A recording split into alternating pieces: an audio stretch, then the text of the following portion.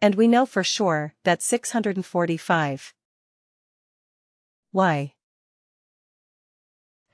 We can look at this file and we can make sure that, yeah, the row count says 647. Right, but it is because it includes the footer and the header. So there are actually 645 data rows. Right. So if I look at this file, I know that, okay, there are 645 data rows. So, and there is this last row which says number of rows. So I know for sure that I have received the complete file.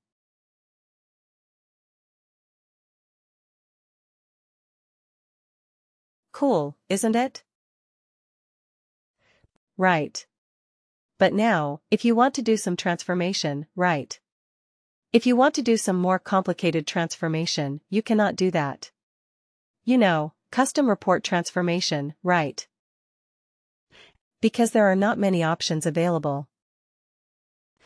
If you absolutely want to do, if you want to play around with the data, like, let's say, you want only the first name, you want only the concatenation of first name and last name, or maybe you want to extract the number of years from the years of service, length of service, all those things, if you have to do is you have to create calculated fields in Workday and use them in your reports.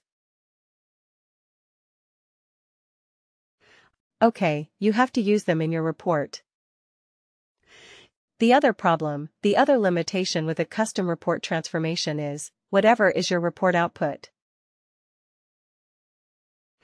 All of those fields will have to be included in the report. Transformation output. You cannot say that, okay, I will only need 1, 2, and 3, I don't need job profile onwards. It is not possible. Right. So you have to include all the fields that are part of the report. Let's see if we can change it right. Let's go here and see if we can edit it. Right. First of all, I cannot edit. So then, what do I have to do? I have to go to the EIB. Right. I have to go to the EIB system and then I have to go to Related Actions and Enterprise Interface Configure Transformation. You see, I don't have the option to delete this. I don't have the option to delete. Let's say I don't want the compensation grade in the output. I don't have the option to delete it. Right. Whatever is there in the report, I have to use all of those fields. Right, but it gives you a lot of control in the UI itself. The control lies in the report. If you want your output in a certain manner, you have to play around the custom report to get the output that you need. Clear. You will use a series of calculated fields to get the data that you would need. Right, that is custom report transformation, very popular with functional consultants. They don't want to do coding. They say that, yeah, we are good with this.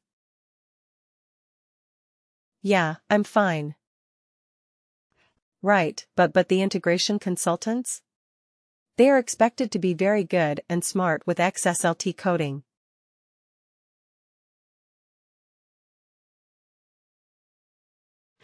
Okay, so they are supposed to be good with that. So now let me try to find a piece of code that I can use to show you what I mean by this particular XSLT coding and how can we use an XSLT coding in our case.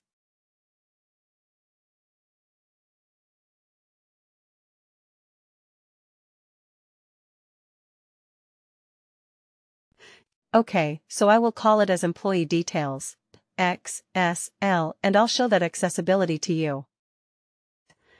It just about. So let me open it up in XS in Notepad++ itself. Notepad++ has recently developed very good XML capabilities. Okay. So how to do that? XML capabilities, you'll go to plugins right in Notepad++. I hope a lot of you have Notepad++ in your system. If you are a Windows user, or maybe even a Mac user, you can easily get Notepad++. Plus, it's a free software, quite popular and very powerful. You go to Plugins, and you go to Open Plugins folder.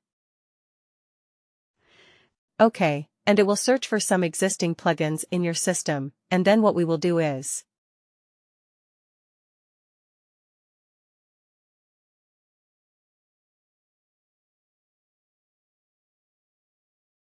Open Plugins. Oh, sorry, my bad. So I go to Plugins, and where is it? I have to open Plugins folder. I have to install a plugin, basically. That's what I'm trying to do.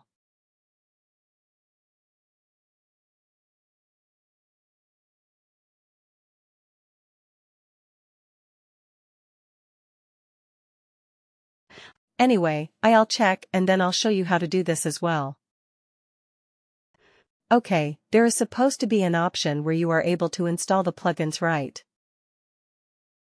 Maybe it is Windows 11 in my system, so it is behaving a bit differently. So I will go to the Open Plugins folder and you will be able to install a plugin right. You have to search for XML and you would be able to install this particular plugin. So yeah, I'm not getting it. Maybe the menu has changed a little bit, but that's fine, anyway. So here is your file. Okay, here is your file. This is how it looks like. This is also an XML file.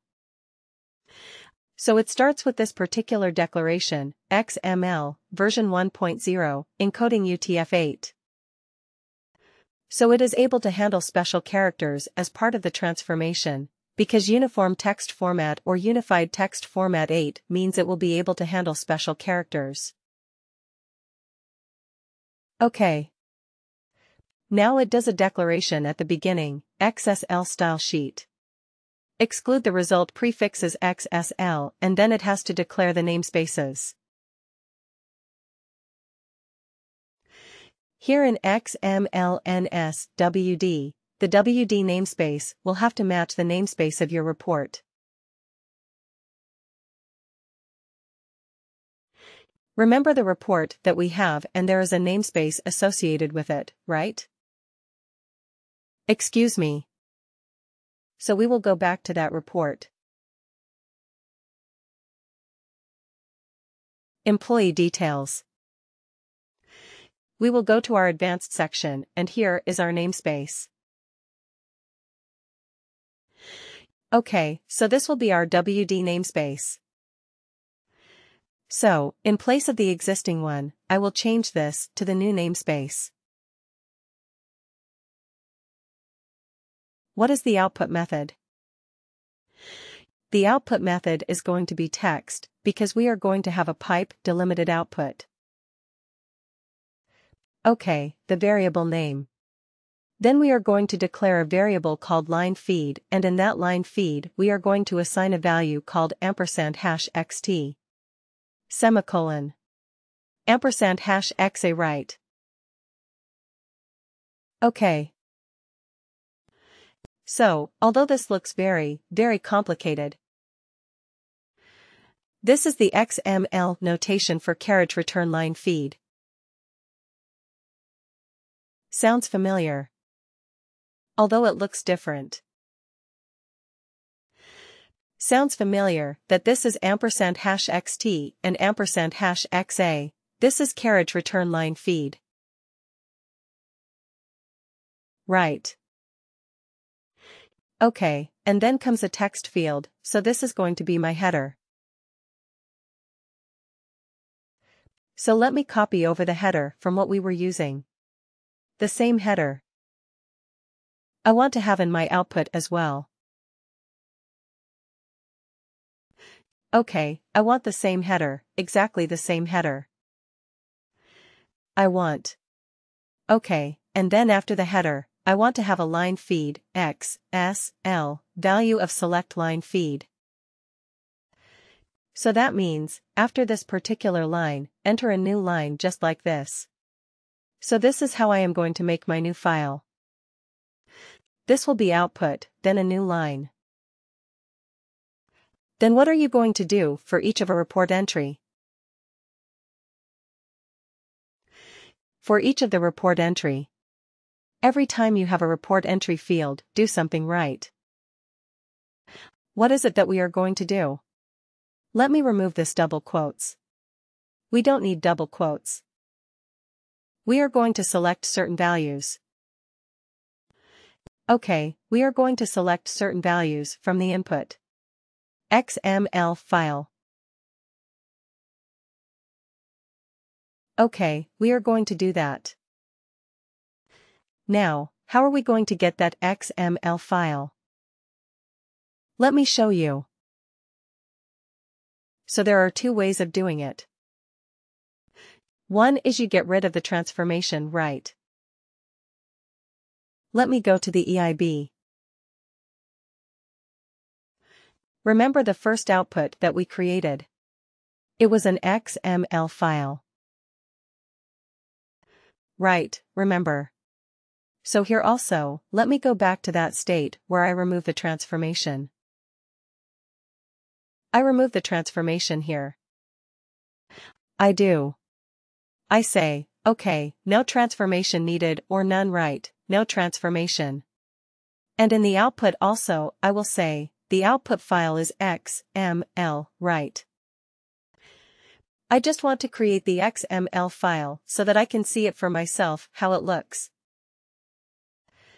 So I go to Related Actions, Integration Launch. Okay, I don't want the new file name, I just want an XML file. Okay, I'll just wait for it to complete. Should not take long. Right, our file is ready. It is an XML file. I have saved it. And let me open up that XML file. Okay, so 1 second. XML file. Come on. Here it is. Here is my XML file. Okay. Now what I will do here is, I don't know what happened to my Notepad++ yesterday. I was able to do it now. I'm not. Alright, so I have a trick that I can do.